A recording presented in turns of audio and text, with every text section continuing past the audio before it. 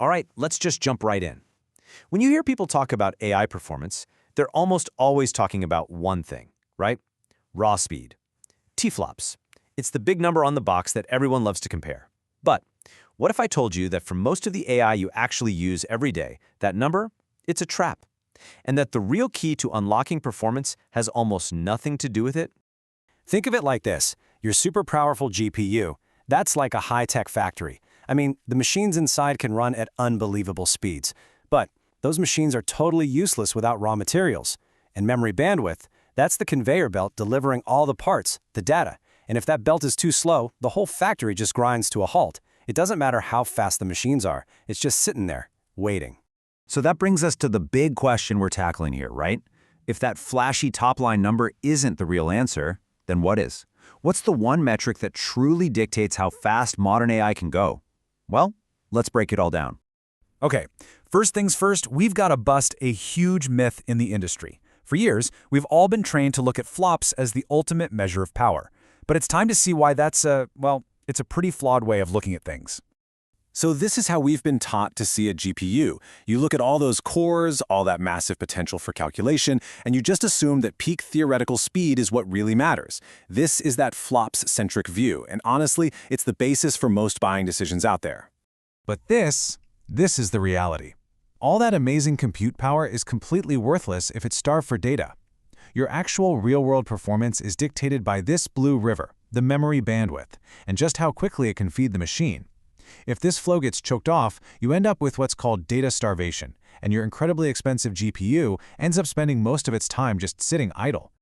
And this whole problem, this bottleneck, it actually has a name, the memory wall. Now, it's not a new idea, but in the age of these giant AI models, it has become the single biggest thing holding back progress. Let's take a look at how we even got here. You know, this graph really says it all. Over the last 2 decades, we've seen this absolutely wild divergence. That top line climbing to the moon, that's the growth in raw compute, your flops. And the bottom line, barely getting off the ground, that's the growth in memory bandwidth, the conveyor belt. That huge red area opening up between them, that is the memory wall. It's a performance chasm, and it's getting wider every single year. Just try to wrap your head around that number. 60,000 times. In just 20 years, our ability to compute has increased 60,000-fold. That's an almost unimaginable leap forward. And in that exact same period of time, our ability to feed all that compute has only gone up by about 100 times. 60,000 versus 100.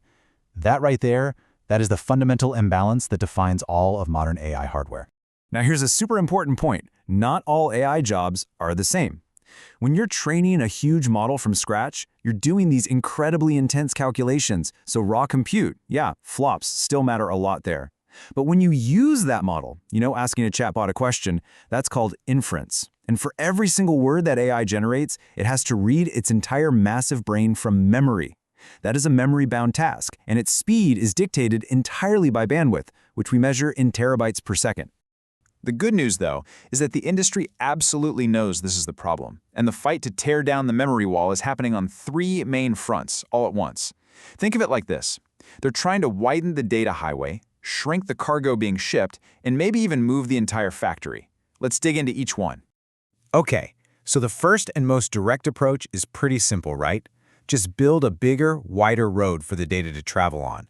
This is where this really revolutionary technology called high bandwidth memory, or HBM, comes into play. So the way HBM works is by stacking memory chips vertically and then creating thousands of little data pathways between them. And just look at this timeline. The pace of innovation has been insane. We went from less than 1 terabyte per second with the V100 to almost 5 with the H200. And the next generation, HBM4, is projected to hit a mind-boggling 13 terabytes per second. This is an absolute explosion in bandwidth. Now, if you want stone-cold proof that bandwidth is king, you don't have to look any further than this. NVIDIA basically gave us the perfect A/B test with its H100 and H200 GPUs. They're almost identical in every single way, except for one. And this is really the key. They use the exact same compute architecture. They have the same peak flops. They even draw the same amount of power. The only major difference is that the H200 has a much wider memory highway. We're talking 4.8 terabytes per second versus 3.35. And the result of that one change? Just by increasing the bandwidth, the H200 is 45% faster on large language model inference. That's not a tiny improvement. It is a massive leap in real-world performance, and it's driven by one thing and one thing alone: memory bandwidth. But making the highway wider isn't the only way to solve this. I mean, what if you could just make the trucks smaller? Well, that's exactly what some really clever software innovations are doing to ease the data burden. There's this brilliant technique called quantization. The simple way to think about it is that it kind of compresses the data before you send it, reducing its precision without losing much accuracy. And look at this. Just by going from 8-bit numbers to 4-bit numbers, you literally cut the amount of data you have to move in half. And the result in the real world? A massive 6.3 times speed up in how fast the AI can generate stuff. Now, let's talk about the most radical solution of all. So we've widened the highway and we've shrunk the cargo. But what if we could just get rid of the highway altogether? This is the revolutionary idea behind something called processing in memory, or PIM. This is a complete paradigm shift. I mean, for 70 years, we've worked on this one basic idea. You move data to a central processor. PIM flips that entire concept on its head. It says, why are we moving all that data? Let's move the compute to where the data already lives.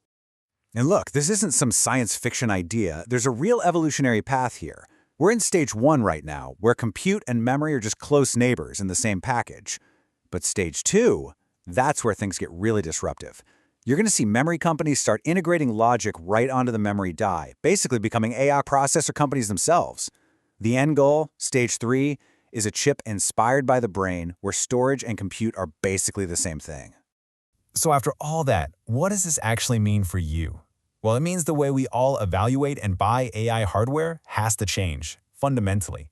The old rules just don't apply anymore. Here's your new playbook. First, you have to know your workload. Are you training or are you serving inference? Second, if it's inference, you have to prioritize terabytes per second over flops. Start thinking in terms of bandwidth per dollar.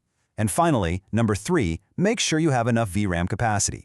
Because even the widest superhighway in the world is useless if your model is too big to even get on the road in the first place. So let's end with this. The next time you're looking at a spec sheet and you see that huge teraflops number, just remember the factory and the conveyor belt. In the world of real-time AI, it's not the speed of the machine that matters most, it's the speed of the belt that feeds it. The memory wall is the true frontier of AI performance. And the question you have to ask is, are you buying the right belt?